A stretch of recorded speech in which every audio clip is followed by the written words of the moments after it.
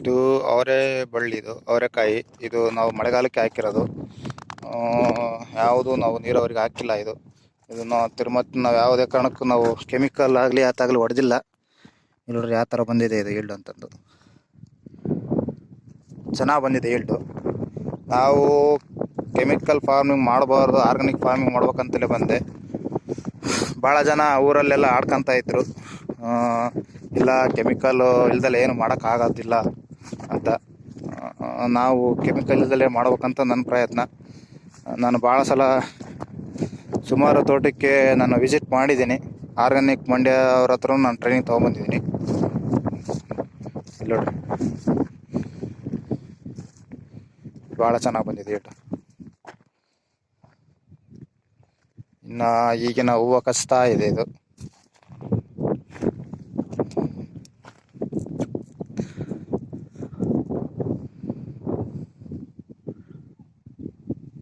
ನಮ್ಮ ಹೊಲದಲ್ಲಿ ಸ್ವಲ್ಪ ಕಲ್ಲುಗಳು ಜಾಸ್ತಿ ಇದ್ದಾವೆ. ಈ ಬೇಸಿಗೆಲ್ಲ ಆಯ್ಬೇಕಂತ ಇದ್ದೀವಿ, ಅದು ಬದಿಗೆ ಹಾಕ್ಬೇಕಂತ ಇದ್ದೀವಿ.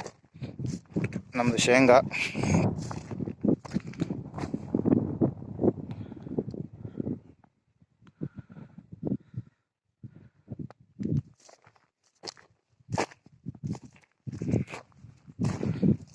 ಇದು ನೋಡಿ, ಇದು ಅಲಸಂದೆಕಾಯಿ. ಇದು ಅಲಸಂದೆ ಗೊತ್ತಲ್ಲ ನಿಮಗೆ? ಅಲಸಂದೆ ಬಳ್ಳಿ ಇದು. ಆಲೆ ಕಾಯಿ ಬಿಡೋಕ್ಕೆ ಸ್ಟಾರ್ಟ್ ಆಗ್ತಾ ಇದೆ. ನಾವೆಲ್ಲ ಏನದು ಎಲ್ಲ ಅಕ್ಕಡಿ ಅಂತಾರೆ ನಮ್ಮ ಸೈಡು. ಅಕ್ಕಡಿ ಹಾಕೋದು ಇದು ಈ ಥರ ಅಂತಾರೆ. ಎಲ್ಲ ಮಿಕ್ಸಿಂಗ್ ಹಾಕ್ತಾರೆ. ಸೆಂಟಿಗೆ ಹಂಗೆ ತೊಗರಿ ಐತೆ, ತೊಗರಿ ಮತ್ತು ಅಲಸಂದೆ ಎಲ್ಲ ಮಿಕ್ಸ್ ಮಾಡ್ತಾರೆ.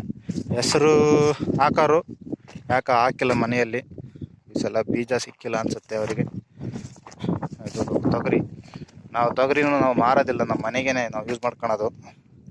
ಈ ಅಂಗಡಿ ತೊಗರಿ ಪಾಲಿಶ್ ಮಾಡಿರ್ತಾರೆ, ಅದರಿಗೆಲ್ಲ ಫೈಬರ್ ಅಂಶ ಎಲ್ಲ ತೆಗೆದಿರ್ತಾರೆ. ತೊಗರಿ ಚೆನ್ನಾಗಿ ಬಂದಿದೆ.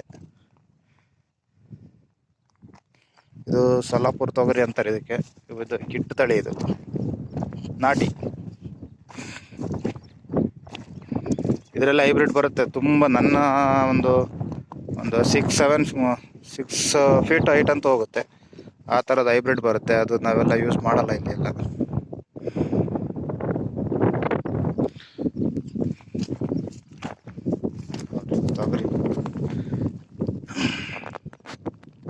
ತೊಗರಿ ನೋಡ್ರಿ, ಒಂದೇ ಒಂದು ಹುಳ ಇಲ್ಲ, ಏನಿಲ್ಲ, ಚೆನ್ನಾಗಿದೆ ಈಲ್ಡು.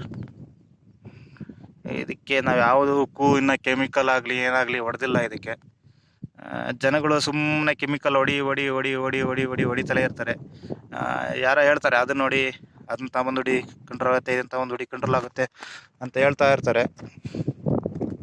ಕೆಮಿಕಲ್ ನೆಲಕ್ಕೆ ಎಷ್ಟು ಹೊಡಿತು ಅಷ್ಟೂ ರೋಗ ಬಂದೇ ಬರುತ್ತೆ.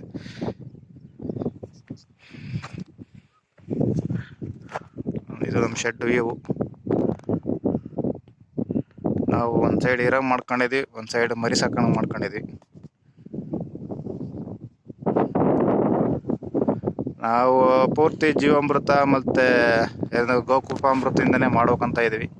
ನೋಡೋಣ ಮುಂದಿನ ಇದರಲ್ಲಿ ಹೆಂಗಾಗುತ್ತೆ ಅಂತಂದು. ನಾನು ಈ ಶೆಡ್ಡು ಮಾಡ್ಬೇಕಾದ್ರೆ ನನ್ನ ಹತ್ರ ₹1 ದುಡ್ಡಿರಲಿಲ್ಲ. ಜೀರೋಯಿಂದನೇ ನಾನು ಸ್ಟಾರ್ಟ್ ಮಾಡಿದ್ದೆ ಶೆಡ್ಡು. ಭಾಳ ಜನ ಅಂತಾರೆ, ಜೀರೋಯಿಂದ ಹೆಂಗೆ ಸ್ಟಾರ್ಟ್ ಮಾಡೋಕ್ಕಾಗತ್ತೆ ಅಂತಂದು. ಜೀರೋಯಿಂದ ಹೆಂಗೆ ಸ್ಟಾರ್ಟ್ ಮಾಡೋಕ್ಕಾಗತ್ತಂದರೆ ಸ್ವಲ್ಪ ಧೈರ್ಯ ಮಾಡ್ಬೇಕಷ್ಟೆ.